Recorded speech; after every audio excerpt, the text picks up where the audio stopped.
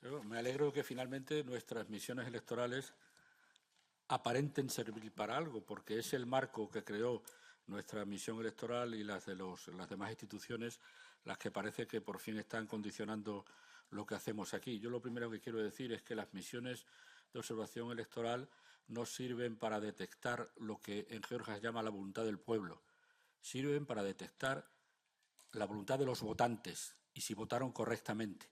Pues nadie puede atribuirse esa voluntad del pueblo sin pasar por unas elecciones justas y limpias. Mire, lo que va a pasar es perfectamente previsible escuchándoles a ustedes. Primero, la investigación ustedes se la dejan a las autoridades de Georgia. Nada de una misión internacional que clarifique.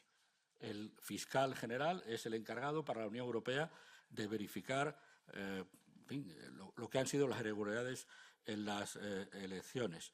Hay una manera de saber cómo se ha votado y es pedir los recibos de los votantes.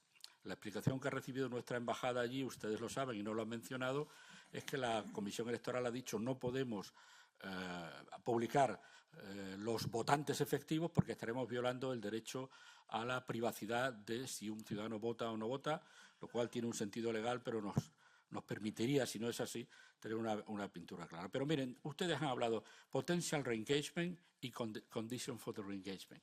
Esa es la política posibilista del servicio exterior. Investigación interna y vamos a ver cómo nos ponemos de acuerdo. Ya se lo digo yo, cómo se van a poner de acuerdo. Van a retirar las dos leyes conflictivas y ustedes se van a dar por satisfechos. Vamos a volver al trantrán, al como si nada, al como si no hubiera pasado nada. Y yo creo que eso no es la solución ni para el problema de Georgia, ni para el proceso de adhesión, ni para la imagen de la Unión Europea. Por lo tanto, revisen estas dos cosas. La investigación no puede ser una autoridad del Estado, que está envuelto en este esquema de irregularidades electorales, y no puede ser simple reengagement con la condición de retirar dos leyes, porque esa es una carta muy barata para tomar aquí en Bruselas.